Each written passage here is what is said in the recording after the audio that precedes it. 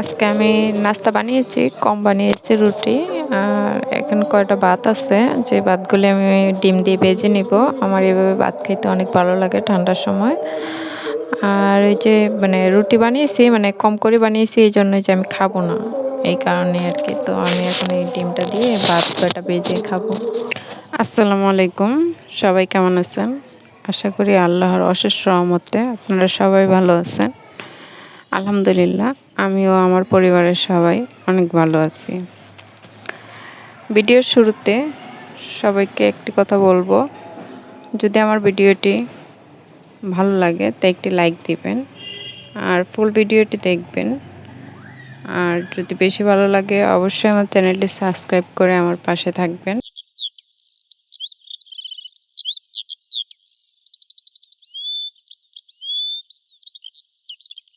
আমরা না জীবনে চলার পথে অনেক ভুল করি, যেগুলি হয়তো বা সময় থাকতে রিয়েলাইজ হয় না, কিন্তু একটা সময় এসে বুঝতে পারি যে আমরা কত বড় ভুল করেছি। কিন্তু আসলে এমন হয় যে ভুলটা করলাম, সেই ভুলটা আসলে পরবর্তীতে আর সংশোধন করা যায় না। আর যখন আমরা এটা বুঝতে পারি তখন অনেকটা দেরি হয়ে যায়। আপনারা না এই ভুলটি কখনোই করবেন না, যে আপনার টাকা জমানো প্রয়োজন, তখন অনেকে কি করেন যে বাবার বাড়িতে টাকা জমান, বাবাকে তারপরে মাকে বা ভাইকে টাকাগুলি দিয়ে রাখেন, যে আমি এই টাকাগুলি দিয়ে রাখলাম, আমার যখন প্রয়োজন তখন আমি নিব। বা মাসে মাসে একটা অ্যামাউন্ট দেন, ২,০০০ ৫,০০০ করে, যে এই টাকাগুলি একসাথে জমলে ১,০০,০০০ ২,০০,০০০ হলে আমি নিব। বা অনেকে এই কাজটা করেন যে একটা গরু কিনে দেন, একটা গাড়ি কিনে দেন, একটু জমি রেখে দেন। কিন্তু হয় কি, এই টাকাগুলি না আর কখনোই বাবার বাড়ি থেকে নেওয়া যায় না। যখন আপনি টাকাটা চাইবেন তখন একটা না একটা উছিল্লা দিবে, বা ২,০০০ ৫,০০০ টাকা দিবে যে এখন নেয় পরে দিতেছি, এরকম করে কিছুদিন আপনাকে ঘুরাবে। তারপর যখন আপনি ফাইনালি ভালো করে বলবেন যে আমার টাকাটা প্রয়োজন, দাও আমাকে, তখন দেখবেন যে আপনাকে আরো নানান কথা শোনানো হবে, যে তোকে এত দেই, এত খাওয়াই, এত রাখি, এত পড়াই, এই বিপদে দেখছি, ওই বিপদে দেখছি, এটা সেটা বলে আপনাকে আরো হেনস্থা করা হবে। না পারবেন এই টাকাগুলো উদ্ধার করতে, না পারবেন সম্পর্ক বাঁচাতে, সম্পর্কে একটা তিক্ত এসে যাবে। তাই এই ভুলটি কখনোই কেউ করবেন না। যদি টাকা জমানোর একান্তই ইচ্ছা হয় বা আপনার সামর্থ্য থাকে, আপনি ব্যাংকে টাকা রাখতে পারেন। আর যদি সেটাও আপনার সেফ না মনে হয়, তাহলে কোনো আত্মীয়-স্বজনের কাছে টাকা রাখবেন না। দরকার হলে একটা মাটির ব্যাংকে টাকা রাখবেন। তাও কোনো আত্মীয়-স্বজনের কাছে কোনো টাকা-পয়সা কখনো জমাবেন না। এটা আমার বাস্তব অভিজ্ঞতা থেকে আমি বলতে পারি, বা এটা আমার কোনো উপদেশমূলক কথা হলেও বলতে পারি। তবে হ্যাঁ, এটা বলব না যে বাবা-মাকে টাকা-পয়সা দিবেন না, দেখবেন না বাবা-মাকে। এটা কখনোই বলব না। যদি আপনার সামর্থ্য থাকে, আপনি আপনার বাবা-মাকে দেখতে পারেন, টাকা-পয়সা দিতে পারেন, আপনি দিবেন। আর যদি আপনার বাবা-মাও আর্থিকভাবে থাকে, দুর্বল থাকে, আপনার হেল্প প্রয়োজন, তাদেরকে অবশ্যই আপনি হেল্প করবেন। তবে ওই টাকা পাবার আশায় দিবেন না কখনোই, যে আমি আমার বাবাকে আজকে ৫,০০০ টাকা দিলাম, এই টাকাটা আমি কালকে পেয়ে যাব, বা ২ মাস পর ৬ মাস পরে পাবো। এটা কখনোই ভেবে দিবেন না। টাকা আপনি দেন, কিন্তু ওই টাকা না পাবার আশায় দিবেন। আর যদি পাবার আশায় দেন, যে এরকম যে আমার বাবা-মার তো অনেক টাকা পয়সা আছে, আমার কিছু টাকা আমি আমার বাবা-মার কাছে রাখি, আমার বাবা-মা কি আমাকে ওই টাকাটা দিবে না? দিবে। ওই টাকাটা তো পাবো। আর আমার বাবার তো অনেক টাকা, আমার ভাইয়ের তো অনেক টাকা, আমার এই টাকার উপরে তাদের কোনো লোভ নেই, বা তারা এই টাকা খরচ করবে না।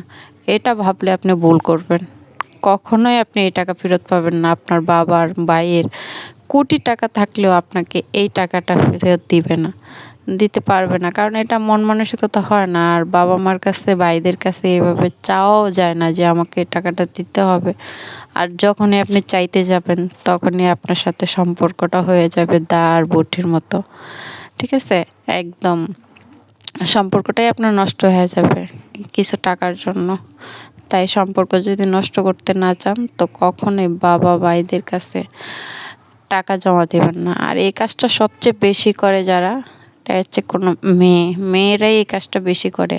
তারা শ্বশুরবাড়ির থেকে টাকা নেয়, স্বামীর থেকে টাকা নেয় বা নিজে চাকরি করে সেখান থেকে কিছু টাকা রেখে স্বামীর বাড়ির কাউকে বিশ্বাস করে না, স্বামীকে বিশ্বাস করে না।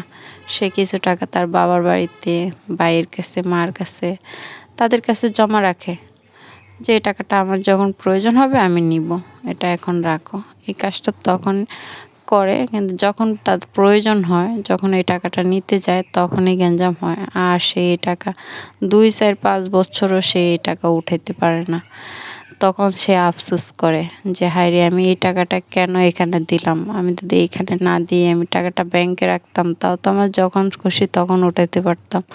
বা আমি এই টাকাটা যে এখন দিয়েছি, যখন যে কষ্টটা করে দিয়েছি সেই কষ্টটা আমি না করলেও পারতাম, একটা না একটা দিক তো স্যাক্রিফাইস করেই টাকাটা জমাইছি, তাই না? হয়তো একবেলা কম খেয়েছে বা একটা শখের জিনিস কম নিয়েছে, সে এটা করেই তো টাকাটা জমাইছে, হয়তো বা আরো ভালো থাকতো টাকাটা না জমাইলে। তো ভবিষ্যতের জন্য জমায় কিন্তু আসলে ভবিষ্যতে কিছুই করতে পারে না, এইভাবে আর সম্পর্ক নষ্ট হয়ে যায়।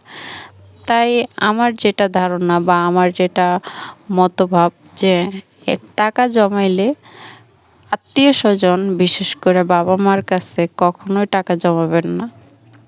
ওনাদেরকে না পারা যায় কোনো কিছু বলতে, না পারা যায় সহ্য করতে। বাবা মা এমন একটা জিনিস, ওনাদেরকে বেশি কিছু বলাও যাবে না, সহ্যও করা যাবে না, পাওয়া যাবে না, তখন আরো কষ্ট হয়। যাই হোক, সকালের নাস্তা শেষ করে আমি চলে আসলাম একটু মেশিনে কাজ করার জন্য। এখানে আমি একটা লুচনি বানাচ্ছি একজোড়া, মানে আমার পাকের ঘরের জন্য লুচনি নাই। আসলে আমি যতই লুচনি বানাই না কেন লুচনিগুলি হারিয়ে যায়, কেন জানি না। যেই পাকের ঘরে যায় অমনি ও নিয়ে কোথায় নিয়ে রেখে দেয় আমি আর খুঁজেই পাই না। এই জন্য কয়েকদিন বানাইনি, এমনিতেই চলছি। এটা এখন দেখি আমার নিজেরই কষ্ট হচ্ছে, কার উপরে আর রাগ করবো। তাই আমি নিজেই আবার বানাইতে চলে আসলাম। 2টা লুচনি বানাইলাম।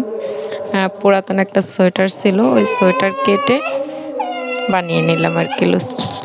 এমনটা আমার এক বান্ধবীর সাথে হয়েছে। তো সে বলল এটা আপনাদের সাথে শেয়ার করার জন্য। সে অনেক বড় ভুল করেছে, তার অনেকগুলি টাকা তার বাবার বাড়িতে পড়ে আছে, কিন্তু সেই টাকাগুলো এখন আর পাচ্ছে না। আর এই কথাটা তার হাজব্যান্ড জানেও না, আর তার হাজব্যান্ডকে সে এটা বলতেও পারতেছে না। এখন সে এটা ভেবে ভেবে অনেক অসহায়ের মতো হয়ে গেছে যে এই টাকাটা সে কিভাবে উঠাবে বা কিভাবে নিবে। অনেকটি টাকা তার কাছে পড়ে আছে তার বাবার বাড়িতে। তো এখন তার প্রয়োজন, কিন্তু সে এখন আসলে টাকা পাচ্ছে না, পাচ্ছে ২,০০০ ৫,০০০ করে এভাবে দিচ্ছে, কিন্তু তার টাকা হচ্ছে অনেক। তো সে যে ভুলটা করছে এই ভুলটা যেন অন্য কেউ না করে, আর সেটাই আপনাদের কাছে বললাম, শেয়ার করলাম যে এই ভুল আসলে কেউ করবেন না। আসলে এটা ঠিক না, এটাই ঠিক যে বাবা মার কাছে টাকা দিলে আসলে ওই টাকাটা কখনোই নেওয়া যায় না। এটাই সত্য কথা, বাস্তব কথা। যারা আমার ভিডিওটি এখন পর্যন্ত ধৈর্য সহকারে দেখেছেন তাদেরকে সবাইকে একটু অনুরোধ করব, প্লিজ একটি লাইক দিয়ে যাবেন। তো ভিডিওটি এই পর্যন্তই। ভালো থাকবেন, সুস্থ থাকবেন। আল্লাহ হাফেজ।